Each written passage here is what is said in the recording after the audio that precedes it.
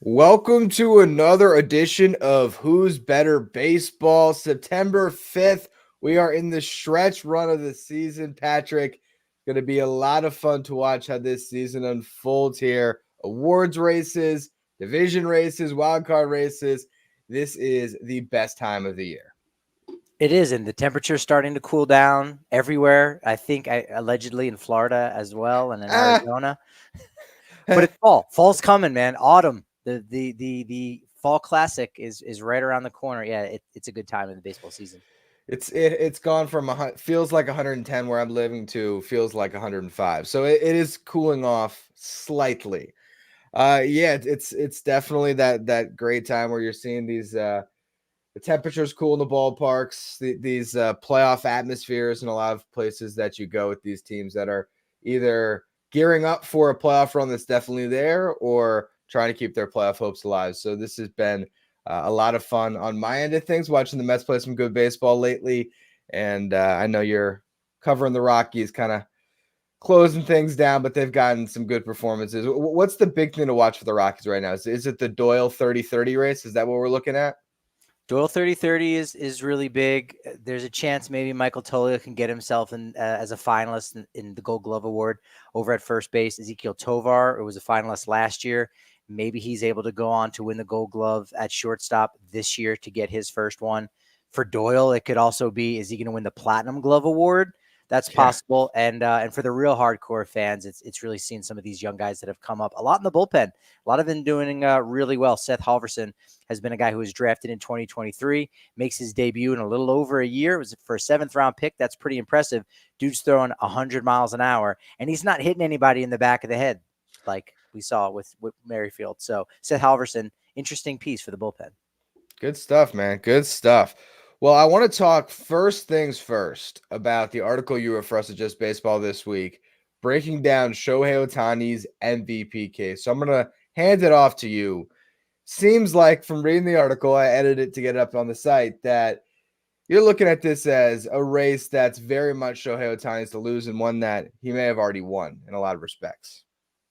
Francisco Lindor is the one guy that can really upset the apple cart here, because in March, when I wrote about the odds of Ohtani being able to win the MVP, it seemed like it was probably less than likely, from the simple fact that no designated hitter had ever won the MVP award. And yes, no player is like Shohei Ohtani, but the absence of somebody else coming and taking this award and saying, "Hey, I am the MVP," I think is what's giving so much credence to Ohtani staking claim to this award.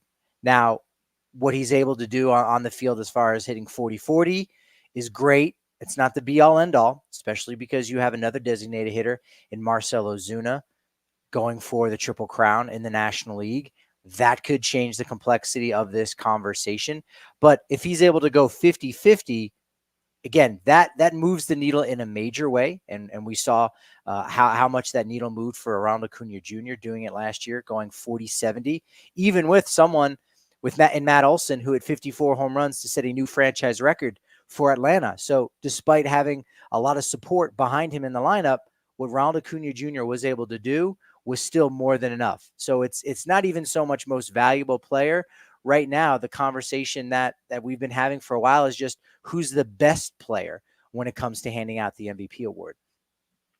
One of the things that I was looking at last night when it comes to this whole conversation, I wonder if, and it's going to be a future article for Just Baseball, so y'all can tune into that in a little bit here whenever I get some time to do it. Can Shohei Ohtani change the math on how we value the Hank Aaron Award?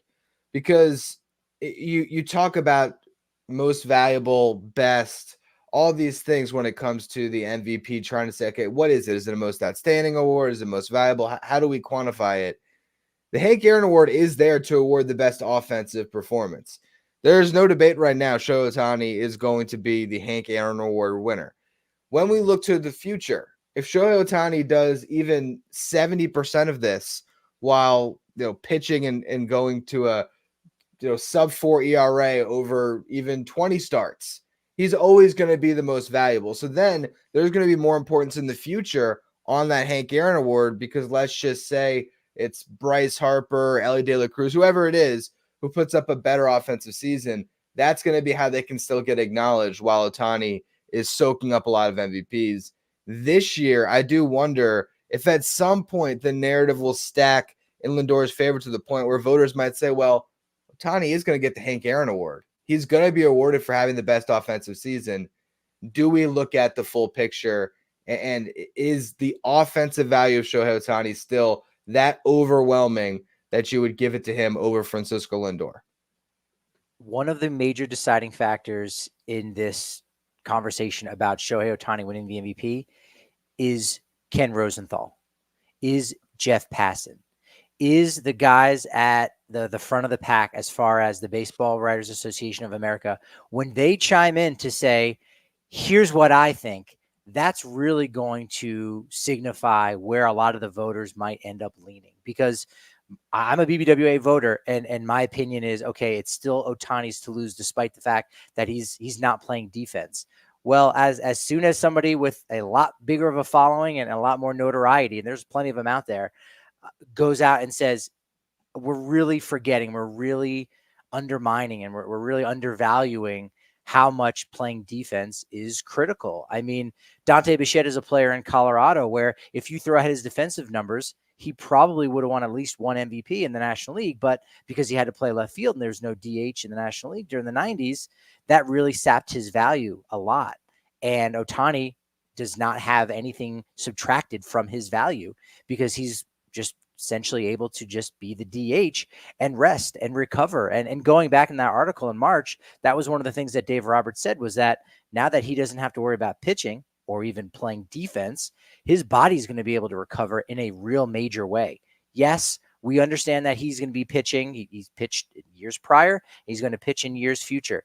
Yes, he does have responsibility as far as his recovery and rehabilitation is concerned. But the MVP award is about what you do in that individual season against everybody else that plays. It doesn't matter if what you did was the first time since 1937. Take Mike Trout, his rookie season in 2013. Miguel Cabrera won the Triple Crown Award.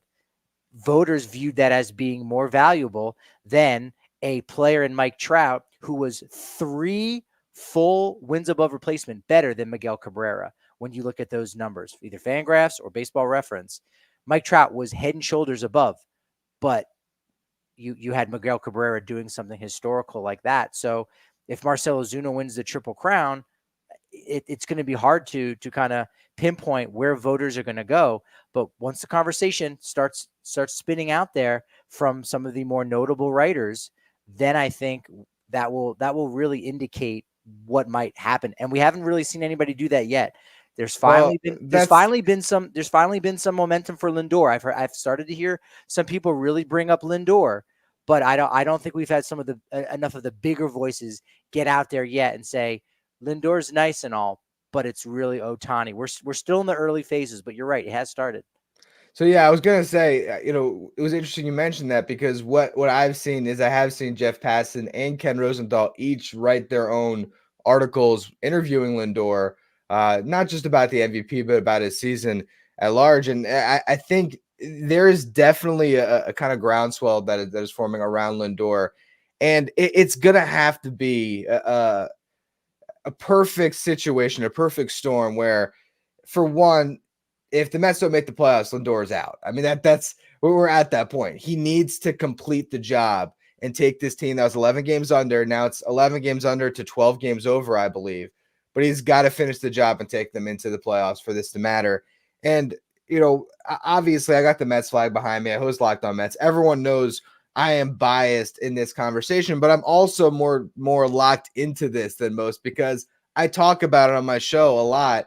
And one of the things that I did when I wrote an article a couple weeks ago about this, and then I had you and Kevin on, we talked about it. For me, I feel like Lindor had played Ohtani close enough to a heat that we should let September decide it. And it was interesting, since I wrote that article, the first 11 days, the two of them, I think it was like Lindor was 15 for 56 and Ohtani was 14 for 56. And they hit the same amount of home runs, drove in the same amount of runs. The difference, Ohtani stole 7 bases, Lindor stole 1. That was the only statistical difference, but Lindor's value defensively graded out more in the WAR categories. And I also noted when I updated my article that Francisco Lindor got the big hit that literally won 4 series for the Mets. It was, late home runs that either tied the game or, put the Mets ahead. It was, and always in the game that either decided a series or cemented a sweep.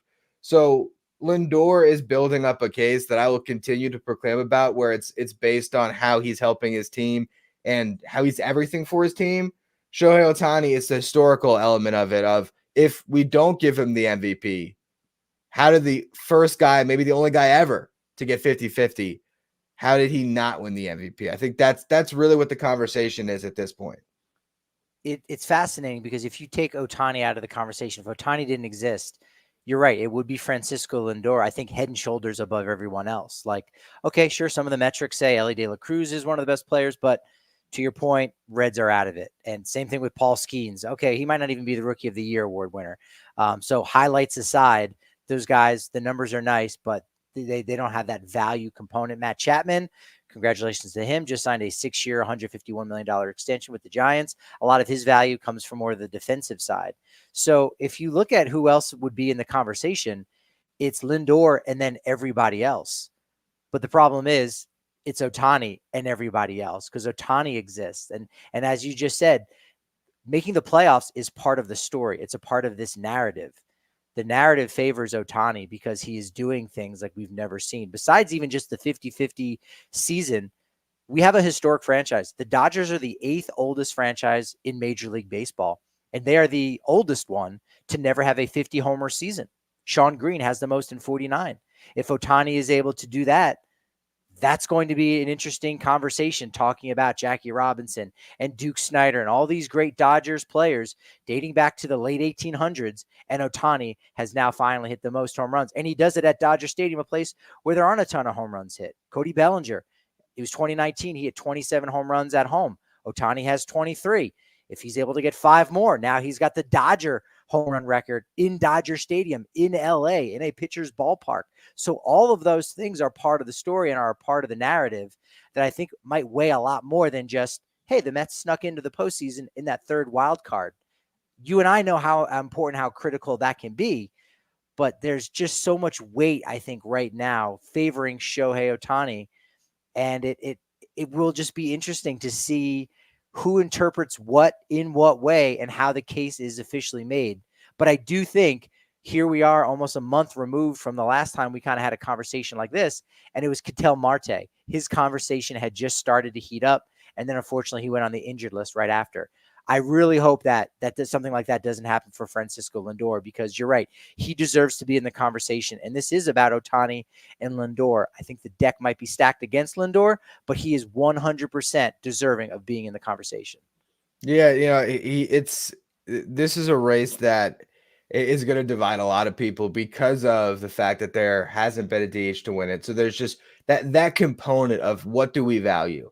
And I think both of these guys are going to get a lot of votes, and I think it's going to really split that voting population, because it just depends on how much you value that component to it. Because Buck Showalter, obviously another guy with bias, but he went on MLB Network to make the case for Lindor, and I think there are a lot of people that are very much have gone through the marathon that are going to say, well, the DH is not as valuable as the position player that's out there every single day. I'd also say the thing about Lindor that really makes this an interesting debate is because of how bad he was in the first 2 months, where if Francisco Lindor had been consistently what he's been for the last 4 months, he would be blowing Ohtani out of the water, numbers be damned, because the last 4 months, he has been that much more valuable when it comes to WAR. And even the offensive numbers, month by month, Lindor has creeped up and up, where now he's matching Ohtani's offensive production when it comes to the WRC plus stats and OPS and things like that, where he's got a better OPS over the past 6 weeks and better batting average, all these things. But Ohtani has done it wire to wire, and that's led to the numbers that we're looking at now, where 50-50 is right there for him. If he ends up at 49 homers, how much does that hurt his MVP case? Well, it depends on what Lindor does, right? Well, Like, like let's just say Mets make the playoffs. Lindor matches Otani's homer total from here on out. So I think Otani's at 44. So let's say Lindor hits 5 more, Otani hits 5 more. So Lindor gets to 35-30. The Mets make the playoffs. And let's just say he keeps this on base streak going too. Okay. So like everything works out that way. Lindor finished the season as strong as he could. Otani got to 49 and 55 because the stolen bases, I think he's going to cruise to. It's just a matter of is he going to hit 6 more home runs down the stretch.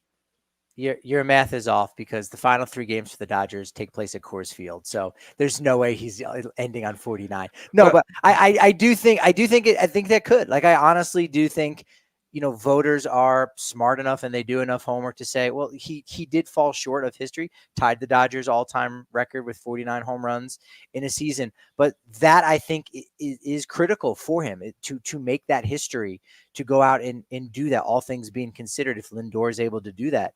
You also have, the Dodgers, the Padres and Diamondbacks are breathing down their neck. So that's something that has, I think, a lot of value that, might be lost in the conversation just a little bit, and is worth a lot more than just sneaking in as the third wild card. That's a component. In the past, I talked about, well, Otani's been the one consistent with Betts going out and Max Muncy and so many of these other guys being injured. But if you look at wins above replacement, Otani has had a lot more help from offensive players than Lindor. In fact, Pete Alonso isn't even the second most valuable player according to Baseball Reference version of WAR. It's Mark Vientos. So, I mean, how many voters, how many people would even realize that? So that, I think, favors Lindor in a real major way. How many MVPs have never made the All-Star game in that season? Is that going to be something that's viewed as like, well, I mean, dude kind of poured it on late at the right time? Again, I don't really think he should be knocked for that entirely. He definitely was probably the top snub and was very much deserving in a year in which there was a lot of math that goes into it. So I think there's so many pieces that are here in front of us. We just don't quite know how they're going to fit yet. But are there enough pieces right now where you can look and say there's a world in which Francisco Lindor comes out as the National League MVP? 100%. There is a really good opportunity and a good chance that Lindor does it. It's really just about whether or not the Mets can get into the postseason, and if Lindor can continue to be hot and really have a couple walk-off hits, to be honest, right? Those highlights are worth 2-3 times as much once you get into September. And I think that's definitely where Lindor potentially wins it. It's the fact that there's going to be a lot of attention on this Mets run to potentially make the playoffs. There's a big series against the Braves, second to last one of the season for the Mets. That could mean everything. Francisco Lindor has a monster series and carries the Mets to beat the Braves and to knock that team that was the preseason favorite out of the playoffs. Obviously, we know why the Braves are in this spot. It's because of all the injuries, but that's going to hold a lot of weight. I feel like when we get to the end of this thing, the two sort of first big check marks to see what happens is, do the Mets make the playoffs? Does Otani get to 50-50? If those two things happen, voters are going to have a really tough time trying to pick between these two seasons. And that's awesome. It's awesome to see a race that could be that close when, a couple weeks ago, the odds were so heavily in Otani's favor. I think Lindor now at BetMGM is plus 550. So it's getting narrower and narrower by the day. And, another interesting wrinkle to this conversation is that if it is that close, how would I even phrase this? The voting populace in a lot of ways, I think, will favor Lindor, because Lindor, I think, will finish 1 or 2 again in this scenario in which they're virtually a tie. Lindor will be 1 or 2 on every ballot. There will be 1 or 2 folks out there that might go and slide Otani as a third place vote, maybe even a fourth place vote. I don't think you'd see fifth, because there is a lot of hive mind thinking when it comes to BBWA voters. In fact, I think that was discussed a little bit this offseason by John Heyman about a lot of these unanimous votes that end up going out. It's like, I don't know if everyone's reading the same article or what it is, but everyone does have a similar type of thinking. But all it takes is that one person to go, yeah, this guy's a DH. Fifth place vote is still really high. He's still one of the top 5 guys.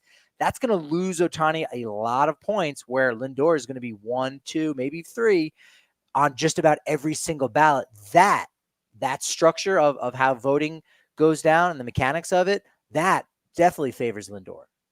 You just need the one voter who is really upset about the gambling that Otani has been exonerated from to put him Maybe 10th. And all of a sudden, it opens up the door. Now, it's going to be a crazy award race. And we got a lot of them to discuss today, but this is the one that I think is going to get maybe the most national media attention. First off, too, let's say what's up to Yuki. How you doing, Yuki? Let's actually talk about the Dodgers a little bit, kind of building off this conversation. And if they're now finally becoming the super team that we were promised, are they going to run away with this division? They got a 4.5 game lead right now. As you said, the Padres and Diamondbacks aren't making it easy on them. They're winning seemingly every day too. But the Dodgers now have Mookie Betts back, which has been huge. Max Muncy, another component. This lineup is so deep. I think the only question right now is just what's their pitching going to look like when we get to October. But doesn't even matter if they get any pitching back. With the offense that they have, it feels like the Dodgers are going to be the team that runs away with this division and probably the only team that has a shot to get to 100 wins. They're also a team that is just so deep that, if someone goes down, you do have somebody who can step up. You also, if you happen to have a phantom injury or you just have an injury at the right time, you can let a guy, rest a little bit longer, because for them, it's a 7-month season. For everyone else, it's a 6-month season.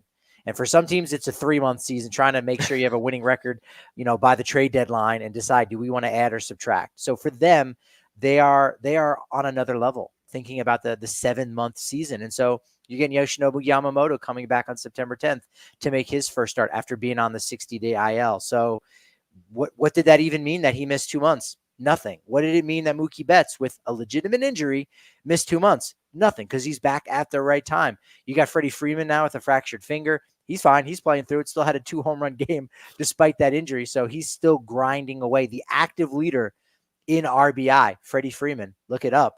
So I think they're getting all these guys back at the right time. Some of it might be by design. Some of it just might be pure coincidence. But you're right. They've got all these pieces coming back together. They absolutely are a powerhouse. And you know what? The win-loss record during the regular season really means nothing. It's about doing it in October. And they've got enough new pieces and enough hungry guys that they're not satisfied with a 2020 60-game, cereal box prize at the bottom kind of a situation of a championship. Now, those guys don't view it that way. You understand that. You still want as many rings as possible. But you're right, man. They are absolutely loaded. And their lineup is just stacked right now.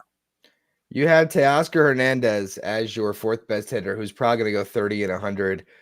You have Max Muncy, who again has been hurt, but we know the value that he can bring. Will Smith is batting 6th a lot of days. I mean, they're just so loaded when it comes to this lineup, and it starts with that top 3. I mean, there's just you're an opposing pitcher. You're starting off the game. You want to get yourself on a good foot. All right, let's go ahead and face Shohei Ohtani, Mookie Betts, and Freddie Freeman in the first inning and see how you survive it. So it's going to be awesome to see this group in the playoffs in particular, because as you mentioned, they're going to get some reinforcements. Like Tyler Glasnow has 100% been a situation of, we don't need you to we don't need you to set a huge career high in innings this year.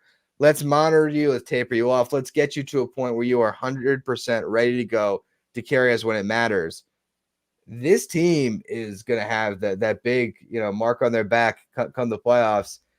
They're tough, but everyone is going to want to knock off the giant. It's going to be a lot of fun to see this group in the playoffs and see Shohei Ohtani finally in a playoff setting, and not just in a playoff setting. If he had made it with the Angels, it would have been as the great underdog. He is on Goliath now, and he's kind of the face of it. So it's going to be really fun to see once they get there, if they can live up to expectations, because expectations, it's World Series or bust, without a doubt, for the Los Angeles Dodgers. I sort of got this sense that, the Dodgers, they want to be world beaters. I mean, they are. When Mookie Betts hit that big home run against the Angels, where Ohtani is walked and said, "Oh, you want me?" And he was, very, very emotional, very, very dramatic in that after crossing home plate, like, "Hey, let's go. They want a piece of me. They want a piece of us." He said at the beginning of the season, at the Dodgers Fan Fest. Like, yeah, we're the best team. Everyone's coming for us. It's World Series or bust right now, and that's really what their minds are on, and working on those little things to help get them ready for October. And I think everything is really lining up that way. Yeah, they still have to fight off the Padres and Diamondbacks, which again I think is going to help Ohtani's MVP case going forward. So that's going to, I think, force them to kind of keep the foot on the gas pedal a little bit. Finishing up against the Rockies, the final 3 games of the season, I think is going to be a little bit helpful. But they've got the depth, and their backups are better than some teams' starters, so they can go out and rest guys. They're still going to get that couple days off. Should they get that first round bye? Still not guaranteed yet, because the Dodgers, Phillies, and Brewers, they're all kind of neck and neck to get that bye. And so who knows, maybe that'll be a positive thing if the Dodgers have to play in the wild card round going forward. That remains to be seen, but the Dodgers are still the team to beat. They are for sure. And that race to top each league really is very interesting this year in a way that it hasn't been, where usually you have a team that's clearly going to be at 100 wins and going to kind of run away with that bye. And it hasn't happened yet. I wanted to look up since August 12th what the Dodgers record was, because that's when Mookie Betts came off the IL. They're 15-6 since they got Betts back. They're winning at a 714 clip. And earlier this season, they were well over a 600 winning percentage when they had Betts. When their trios together, they win games, they win them in bunches. So I fully expect them to just continue to roll here and get to 100 wins still, because it's almost like Thanos. It's inevitability. They're going to get to 100. And I think they're going to have that first round bye. So it's going to be everything should line up for them to set up their pitching how they want to. And it'll be interesting to see who that first round matchup is, because if they end up going up against the Padres or the Diamondbacks in particular, that's going to be a real NLDS to watch. I love it when you had division rivals in that first round or second round now, but I think that's going to be something, especially if it's Padres. I don't know how that can line up, but man, Dodgers, Padres, NLDS, sign me up for that. Yeah, I'd be down with that. What's interesting with the Dodgers' strength of schedule is it's the 4th easiest, so easiest in the National League, but they have 2 series against the Rockies and Marlins. Actually 3. They play the Rockies in LA and in Colorado.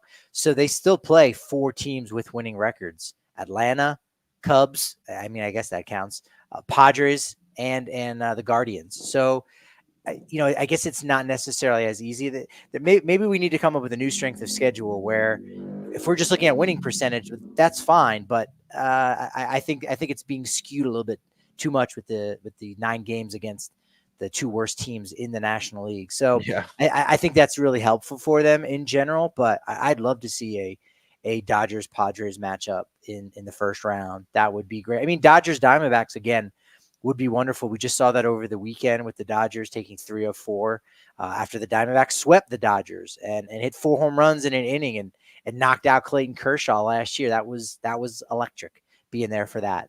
One of my all-time favorite baseball memories. So this October is going to make even more memories, and the Dodgers definitely are going to be at the front of that. For sure. They're back to being the favorite in the National League, but it's closer than it's been in a while. So that leads us to what should be a really exciting finish to the season and a really good run in October. Let's switch back over to awards a little bit here, though. I want to talk about the awards let's just actually get the awards out of the way that I think are decided. Okay. Aaron Judge feels like he's going to win over Bobby Witt. We can revisit that conversation, but the betting odds actually...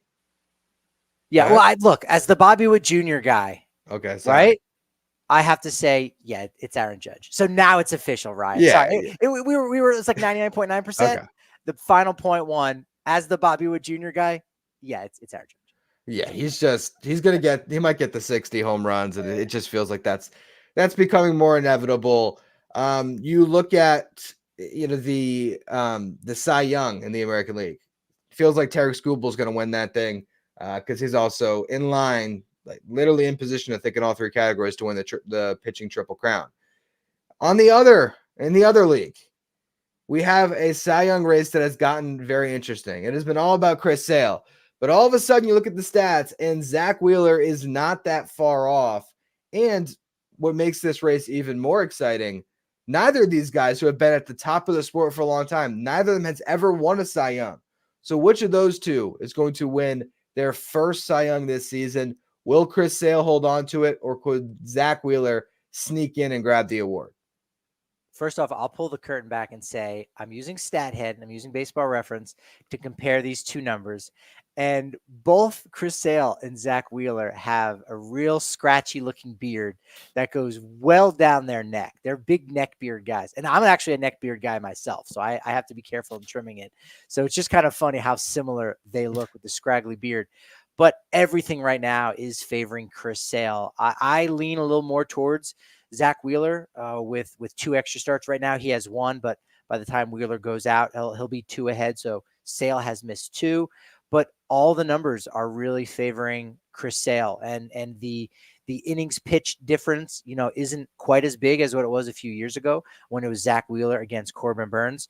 But you mentioned Tarek Skubal, being a good candidate to win the Triple Crown for pitchers in the American League. Chris Sale is right there. He's got the most wins. He's got the lowest ERA, and he just crossed the 200 strikeout threshold, 206. In fact, the first left-hander in Atlanta history, in Braves history, with 200 strikeouts. I was surprised that Warren Spahn had never done that. A guy with 2,500 strikeouts in his career, 300 wins, all-time Hall of Famer. Chris Sale, first one to do that. So, as much as Zach Wheeler feels like he probably deserves the award, he's been beaten by Chris Sale, he's going to have the Comeback Player of the Year award. That's a guarantee. But I also think Chris Sale, with the most strikeouts, with the lowest ERA, the wins is kind of neither here nor there. But even if you're just looking at wins above replacement, it is Chris Sale, I think, over Zach Wheeler. I'm going back to 2019 when Jacob deGrom won his second consecutive Cy Young, and I'm blanking. Hyunjin Ryu. That year, Ryu was leading the league in ERA for a long time. And at the very end, DeGrom grabbed the ERA title, and that was sort of the last thing that put the odds back onto Jacob deGrom to win it. Zach Wheeler's at a 2.63 ERA. Chris Sale's at a 2.46. And Patrick, can you do me a favor? Look up the Baseball Reference war between these two while I'm talking about this, because I was trying to look into what's the difference between B war and F war. And on the pitcher side, the difference is Baseball Reference looks at runs allowed average, whereas Fangraphs looks at FIP. So you look at the WAR numbers. Chris Sale, according to Fangraphs, is a 6.1 WAR. Zach Wheeler's got a 4.4 WAR. So it's drastically in Chris Sale's favor. The reason Chris Sale's FIP is 2.02. Zach Wheeler's FIP is 3.27. So what that tells us is when you isolate the pitching, get rid of the defense around them and everything else, Chris Sale has been the most dominant pitcher in the National League by a wide margin. But the case for Wheeler is going to be if, let's say Chris Sale has a blow-up start in front of everybody against the Mets, and his ERA jumps and it's higher than Zach Wheeler's, and the Braves miss the playoffs. Like that's the only way where I could see Chris Sale not winning this thing, is if he ends up dropping it in the ERA category. Because if voters are focused on fielding independent pitching and a Corbin Burns-esque case, there isn't an argument for Wheeler over Sale. For Wheeler, it's all about if he can pace him in innings and ERA, really. It sounds to me like when you look at FIP, the Philadelphia Phillies have actually played some good defense for Zach Wheeler. That's crazy to have to say. But I actually disagree. I don't think Cy Young Award is a what have you done for me lately kind of award, and have you made the postseason? Because it's not value, it's just best pitcher. And I think because pitchers, they only get the ball every 5 days, they're making 30 plus starts, you're going to have some clunkers. And again, the ERA is your season long earned run average. It's an average. It's like if Ohtani ends up finishing, 0 for his last 20, and you go, man, they really needed some big hits there, and they ended up losing, and they got a wild card. Again, it's different for the MVP kind of conversation, but going 0 for 20 and ending that way on a skid does not erase everything that happened in the first 5.5+ months of the season. So I think that is certainly interesting. But if you have a big, really bad start, yeah, that is going to skew the numbers and could allow Zach Wheeler to be a favorite in that way. Baseball Reference is a little bit closer than Fangraphs, which again looks at, hey, have you been a little bit lucky, or have you just done it completely on your own, which Chris Sale has. But it is still favoring Chris Sale, 5.6 BWAR to Zach Wheeler's 4.9 BWAR going into Wheeler's next start. So I think it's Chris Sale's to lose. I don't really know what Zach Wheeler will have to do. Again, it'll be a couple, dominant performances, but it's not a singular performance that is going to push him over the finish line. It'll be those performances and how it impacts his earned run average, that impacts his WAR, if he is able to surpass Chris Sale in strikeouts, in ERA. He's probably not gonna be able to do it in wins, so he won't be able to win the Triple Crown, but he certainly could steal the ERA, title. He could steal the WHIP title, which is a stat that I like, and I think it's slipped on just a little bit. But nevertheless, I think it's probably leaning a little bit more towards Chris Sale here right now. Yeah, I think so for sure. I honestly think that it's going to come down to that ERA title in particular. If not even that alone won't do it. Like, let's just say Chris Sale ends up with the 2.55 and Zach Wheeler 2.54. I don't know if that alone is going to all of a sudden win Wheeler the award, but I think it'd have to be at the end. And that's what happened, like I said, in 2019 with Ryu. He had a couple bad starts, and Jacob deGrom ended up taking that ERA title. And all of a sudden, it was like, oh, wait a minute. Let's revisit. And it's like deGrom got a second look once he grabbed that ERA title. I think that's what has to happen with Zach Wheeler. He's sort of come out of left field where he has been great all year, but at one point it was Ranger Suarez. Another point it's been Christopher Sanchez. These other guys on his team that were getting a lot of attention. And Zach Wheeler, now you're looking at that 2.63 ERA over 167 and 2/3. It's starting to make a case for himself, but I think I'm right there with you. Chris Sale is the clear favorite and ultimately should win this award unless he slips up down the stretch. Let's stay in the National League and look at Rookie of the Year, because I know we had an article that I had assigned probably close to a month ago where I wanted one of our writers to talk about why Jackson Merrill deserved the Rookie of the Year, but why he wouldn't win it. And I thought he wouldn't win it because I thought Paul Skeens was just too popular to not win this thing. But Jackson Merrill continues to get big hit after big hit for the Padres, and the WAR numbers are starting to favor him. It feels like we're going to see Jackson Merrill win this thing, but Skeens could still, with a strong finish, maybe get in the race. And also, Yuki wants to mention Shota Imanaga, another guy that very well was part of the combined no-hitter yesterday. But I think it's going to come down to Skeens and Merrill ultimately. I apologize, Yuki. I think it will too. Yeah. And that might be surprising for some people to say that Paul Skeens isn't the runaway winner, because watching highlights and getting praise is different than the actual statistics. And I think there's really four names that are in the conversation for NL Rookie of the Year award. Shota Imanaga maybe on the outside looking in, even with being a major part of that no-hitter that we saw on Wednesday. But Skeens and Merrill are at the top of that, and Merrill doing it all year long. I think, they both have youth on their side where you say, oh man, we haven't seen a player this young, or the fact that Skeens was just drafted last year. But Jackson Merrill also doing it at a position he had never played before, came up as a shortstop, began his career in another country. That was an article I thought about writing, and I think I did a little bit of research, like how many players made their major league debut in a country outside of Canada or the United States. And like, that's wild to think that's where his season began, but he's learned things on the fly as a 20-year-old. And I think, in that conversation, you have another 20-year-old in Jack Centurio. Yeah. Really, really solid. And he's been coming on strong as of late, going to join a very elite group of players who reached 20 home runs and 20 stolen bases before turning age 21. And then the fourth guy that, again, depending on how much you've watched him, and I know defense has been a big component of it, but Mason Wynn has also been fantastic. But I think you're right. So much of the conversation this year has been about Paul Skeens, and more recently been about Jackson Merrill, especially when you look up and down that Padres lineup and you say, man, they're really coming on strong as of late. A lot of that corresponds with Jackson Merrill. And again, Rookie of the Year award is not MVP, but I think that's going to be part of the conversation just a little bit, and having people take notice and say, hey, that's really impressive for a rookie to be doing that under this kind of a spotlight when a team really, needs this guy to come through and get their club back into a postseason race. So I think that's going to be worth a couple extra points, but ultimately it's going to be the numbers on the table that really decides who wins Rookie of the Year. You look at the odds right now, Jackson Merrill's minus 1,200, which is a shock that he's that much of a favorite.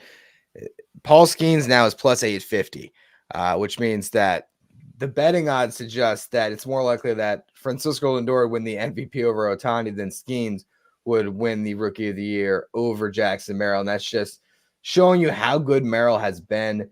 I mean, you look at what he has done for that team to, like you said, to make the debut in another country as a rookie at center field when you've been a shortstop your entire career. And he's not going to, I think Brenton Doyle is going to win that award, but Jackson Merrill is going to get some consideration just considering how well he has played center field.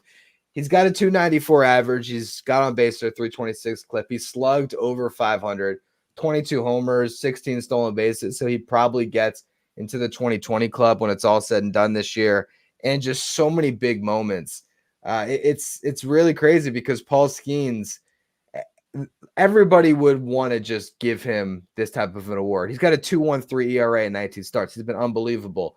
But just being excellent for a Pirates team that has faded compared to Jackson Merrill, who has been everything, everyday player, just doing everything he could to keep this team, in this race. Yeah, I think Merrill has this thing. When you look at both versions of wins above replacement, Fangraphs prefers Merrill over Skeens by almost one WAR, but then Baseball Reference's version favors Skeens over Merrill by 1.5. So you add those two up, the edge goes slightly to Jackson Merrill. Maybe that's the new version of WAR, is you just add them both together and they cancel out and you take the average, whatever it is. But they're really close. It's going to be interesting to see how this one ends up shaking out. And I really wish, after having voted for the Rookie of the Year last year, I really wish that the ballot was 5 players deep. Because with 3, again, all it takes is a year like this where you say, okay, it's Skeens and Merrill, and now in theory you say, the third place vote, I'll throw somebody a bone and give them or whatever. That has implications, right? And you really can't do that if you're only going 3 deep, especially if there's 3 candidates. We'll see what Mason Wynn does over the final 3+ weeks. We'll end up seeing what Imanaga is able to do. So that third place vote could be critical. If you go 5 deep, that then at least allows you to go and give somebody a little vote saying, hey, I saw what you did out there. That was pretty good. I mean, look at Ellie De La Cruz. He barely got any recognition for what he was able to do last year. It's because it was a really strong National League Rookie of the Year WAR class. Yuri Perez was fantastic last year, got 1 third place vote. It wasn't because he wasn't worthy. It was because the ballot was only 3 deep. So it would be interesting to see what would happen if you could go 5 deep and really give a little bit more recognition to some of those rookies who had good seasons. They just weren't the best seasons. For me, I'd prefer, that going 5 deep would be great, and that would help the voting process. I wish they would give us 2 Rookie of the Years. Do a pitcher and a hitter. It's just this season, Jackson Merrill deserves the Rookie of the Year. But Paul Skeens deserves, when he goes into Cooperstown, hopefully everything breaks the way we want it to, that Baseball Reference page should say Rookie of the Year on it, because he has done everything that you would have, there's not a single thing that Paul Skeens could have done better in his Rookie of the Year season. There's just a guy who played a more impactful role on a better team. And so that's where Merrill probably gets this thing, because I do think if you're looking at value, the position player who's out there every day, it's just more valuable than the pitcher who also, joined the party a little bit late. But this is a case, if there ever is one, where both of these guys deserve it. And there should be a pitcher Rookie of the Year and a hitter Rookie of the Year. I feel like most years there's at least one guy that's deserving on each front. I don't think it has to be one award. You're just saying that because that just means Kodai Senga would have won last year for NL. I didn't even think of that. Okay, I didn't even think of that. Well, that's honestly how much your Mets fandom is just in your blood coursing. I promise you, Cause you know what? Here's my complete honest thing. I forget that Imanaga's a rookie this year too. Something about the guys that come over that have had whole careers. Like I almost don't even know if I was a voter, I don't think I would like, oh yeah, Kodai Senga was a rookie last year. The guy's 30 years old. He's won 100 games in the MPB. Like to me, no, it's more looking at even 2021 one race that comes to mind. Like Trevor Rogers was awesome for the Marlins. If there was 2 awards, he could have won a Rookie of the Year. So I really do think that it puts voters in a tough spot where it's never easy to compare a hitter to a pitcher. It's just not. That's what makes grading prospects so hard at times. Like who do you put ahead? And a lot of times the position player will get the edge in prospect rankings because of that nature of them playing more frequently. So I just think this is a situation where both of these guys really do deserve this award. That's an interesting concept. And honestly, I don't think I've heard anybody ever mention that. It's such a simple thing of saying, hey, why don't we have a pitcher Rookie of the Year? I don't know what you would name that one. I mean, we do call the Rookie of the Year award the Jackie Robinson Award. He actually won in the first year in 1947 when he debuted and broke the color barrier.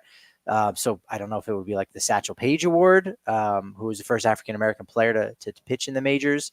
But it would be interesting. I think right now we are in this renaissance of rookies making an impact and getting more opportunities, where in the past that wasn't really the case. And there were some really down years. Like how many people remember 2009? Who was the Rookie of the Year? Chris Coughlin.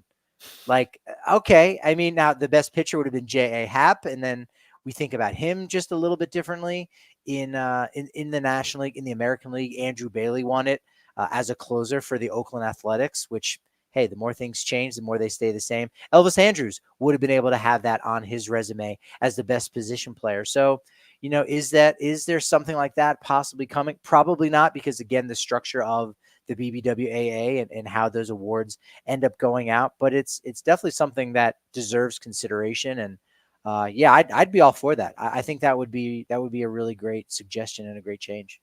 The Fernando Valenzuela NL Rookie of the Year award. Why not? Why not? Okay, I like that. There you go. And yeah, I think it's something that I believe, like, I don't see a downside to it. And I feel like rookies are getting, the young talent in this game is getting to such a degree that I feel like every year there's guys that are popping that are really exciting.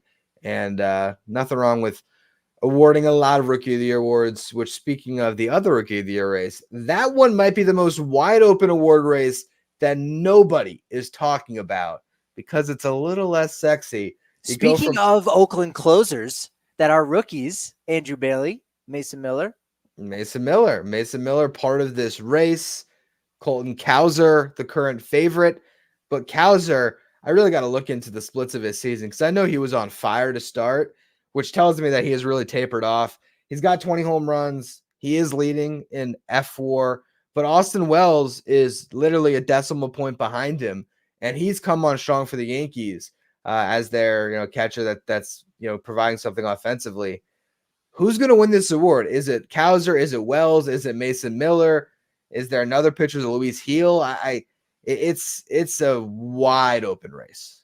The answer is not going to come from me today. I don't know. Yeah, this is really a close one. And catcher WAR is always one of the hardest things because you look at games played and like, this guy has barely been around and he's been really good, but everybody else at his position has not been good. So you're kind of boosted in a way that seems artificial because the numbers don't really jump off the page. They only jump off the page when you compare them with others at the position, which is kind of the whole point of wins above replacement. But even still, yeah, that is a real strange one. It's funny because if you're looking at WAR, Mason Miller might not really be at the top of the list, but when you think about impactful rookies, I mean, he was an all-star. That goes a long way. He's been doing it all year long, and you say, yeah, this seems like this is probably Mason Miller's year. He's almost the poor man's version of Paul Skeens in a lot of way, right? He's throwing fast, but he's only doing it in the ninth inning. And he's doing it in a small city and for the Athletics, not even the Oakland Athletics. I saw something on MLB auctions because Players Weekend, obviously wrapped up a couple weeks ago. And so they're putting all these cleats out there for auction.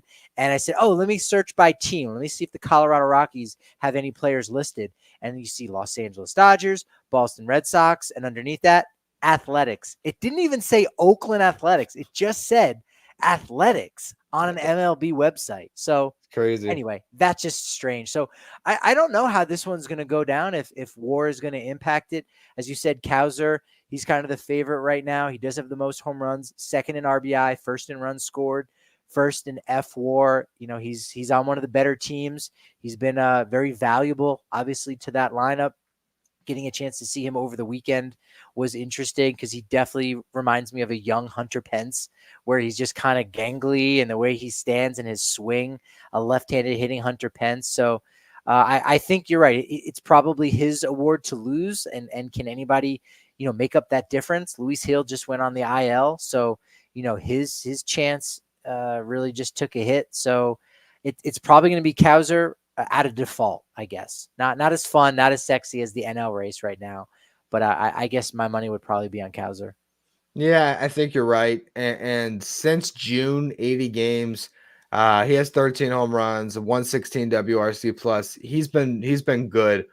Strikes out a ton, 31% strikeout rate. But I think he's probably going to win it. One name just to mention, not going to win the award, but just because it shows you what name value will do in these conversations. You look at the national, or excuse me, you look at Mason Miller's numbers, right? And you look at other rookies. Cade Smith for the Guardians has pitched 66 innings to a 2.18 ERA. Mason Miller, 2.52 ERA, 53 2/3. So Cade Smith, in some ways, has been more valuable on a better team. He's just not a closer. He wasn't in the All-Star game, throwing 100. It's obviously, an award that Mason Miller would get more of a push for, but just want to give Cade Smith a shout out because he's got pretty ridiculous numbers too. Probably won't finish in the top 3. And he probably won't even get a vote because, again, the ballot only goes 3 deep on that. So, that certainly is a shame. And you're right. That's good that you pointed him out. Even his teammate Hunter Gaddis has a sub-2 ERA. Like Cleveland, just about to say that. Yeah. Guardians, they just find these guys, just about anywhere. So Spencer Arrighetti making a late push, but he was really rough in the early going for the Astros. But it's certainly maybe not as fun, certainly not as flashy. No runaway winners like we had last year with Gunnar Henderson and Corbin Carroll. But it will be interesting to see if maybe Austin Wells can make this interesting in some shape or form. I know for Nolan Jones last year, it was the final day of the regular season where he was able to reach 20 homers, 20 stolen bases. But by that point, I think a lot of voters had their minds made up and said, James Outman was good, for 5.5 months of the season. And so he got a lot of third place votes, whereas Nolan Jones didn't. And, if Austin Wells is going to do anything, he's going to have to do it, a lot sooner than the final day of the regular season. 12 home runs. I don't think 20 is really within reach, has 42 RBI at the time of recording. So he's not really in range for a lot of those compiling statistics, but his value obviously to the Yankees has been really critical. So we'll kind of wait and see what happens. We got a long way to go. It's like the first week in November. That's a lifetime from now until we find out who wins these awards. Yeah, no, it is. It is. And I agree. I think Kowser's, he's got an inside track to it for sure. It would take a pretty incredible close to the season for Wells to maybe steal it, but I don't think so. You did mention Spencer Arrighetti's name, which is a transition to our final topic of the day, where I'm going to let you take another victory lap because your Houston Astros are all of a sudden the favorites in the American League. It's starting to feel like it. They have been unbelievable since June. And I want to run off the numbers from their starting rotation in August because it was pretty insane to see what this group did. Framber Valdez, 1.59 ERA in 5 starts. Hunter Brown, 1.45 ERA in 5 starts. Spencer Arrighetti, 1.95 ERA in 5 starts. Usei Kikuchi, 2.57 ERA in 6 starts. Ronel Blanco, just dragged the staff down, 4.07 ERA in 5 starts. And then you had Justin Verlander, who made a couple starts, 5.4 ERA. That rotation, all of a sudden, early in the season, go back to old Who's Better episodes. I was telling you they didn't have enough pitching, and you were saying, the Astros are going to figure it out. Well, guess what? They figure it out, and they have a surplus in that rotation all of a sudden. They've been working with a 6-man rotation here for the last 2 weeks, and they can continue to do that to keep their arms fresh, because all 6 of the guys in their rotation have been really good. They've been really strong and solid. And this is a winning organization. When you have a winning organization, you can develop players at the major league level. It's not something that every team is capable of doing, but when you can do that, like the Astros, you can find a way. Even when it's always been the story of the Astros, where you look at their farm system, at least over the last 5+ years, and you say, where are the guys? Who are the guys? And yet they're still able to produce these kind of players because they get better once they reach the majors. And we're seeing that now with the Spencer Arrighettis of the world and Ronel Blanco, who came out of nowhere. So this is an organization that has found a way to win. And even when they're not winning in April, you need to believe. Let this be a lesson to a lot of people out there, that if you have a winning organization, and if you have a club that has won a lot of games in the past and continues to, again, produce players almost out of thin air, it's okay if you get off to a rough start, especially when you have a core group of players, a core group of veterans that can be patient and say, you know what, it might take until the final week of the season until we get it going. In the case of the Astros, they didn't even have to wait that long. It was the middle of August, and they were dominating the American League West. And that is the difference between an organization, an entire organization that has things figured out like the Astros, and one in the Mariners where maybe it's only the GM that knows what's going on. And even then, you may have to question Jerry DiPoto, because the Mariners have not figured it out. The Astros 100% have. They've done it. They've done it. It's been an incredible run for them. You always know with the Astros what they have when it comes to the championship pedigree, particularly with some of those guys in the lineup with Altuve, Alvarez, Bregman. Now hopefully you get Kyle Tucker back here soon. The longest shin contusion ever, which now we found out. Oh yeah, you want to know why Kyle Tucker's been hurt all year? He has a broken shin, not a shin bruise. So that's been an incredible thing for them to overcome. We were talking early this season, Kyle Tucker MVP. That's how good he was. Without him, they've gone on this run. To get him back, that's going to provide a huge lift down the stretch. And we knew that they were going to have a good bullpen. They always do. Bringing in Josh Hader was supposed to be that one thing that made them so much better. Now that bullpen looks good. They are so set up to make a run here. And it's just crazy, because now I went from saying, I don't think they're going to win this division, I don't even know if they're going to make the playoffs, to saying, I don't know how they're not going to end up in the World Series. They have gotten to the point where on paper, they just look like they have everything they need. And when it comes to that playoff rotation, I don't know what they do. I know Framber Valdez will start game 1. I imagine Usei Kikuchi is going to start a game because they traded a lot to get him and he's been very good. And I think Hunter Brown is probably going to grab a start as well. He is one of those guys that was a top prospect, nationally considered that. But a 5.09 ERA last year kind of took a lot of that away from him. Started off this year rough. Now he's got a 3.55 because he's been so good. I think Brown gets a start, but who that fourth starter is, Verlander, Arrighetti, Blanco, I don't know. I imagine Verlander, but I really don't know. Yeah, it would almost have to be Verlander. And as you said, with Kikuchi, that lopsided trade, at least it seemed at the time. And again, it doesn't matter. You don't have to necessarily win a trade and say, well, I got more than you did. It's just, you have to feel good about what you were getting. And now you kind of understand what the Astros saw in Kikuchi, making a couple little adjustments here on a guy that's going to be a free agent after the year. But hey, we know what we've got, and we know how to make adjustments to make you better. And he's been absolutely fantastic and a frontline starting pitcher. So yeah, you can go ahead and give the ball to Justin Verlander in game 4, and then you still got Ronel Blanco to eat up innings if you need to, or Spencer Arrighetti. So they're sitting really pretty right now with a pair of lefties and a future Hall of Famer in Justin Verlander. And it really looks like the Astros could go and make a really deep run. And as you said, they're the favorites right now in the American League. I think it makes sense, even without Kyle Tucker right now.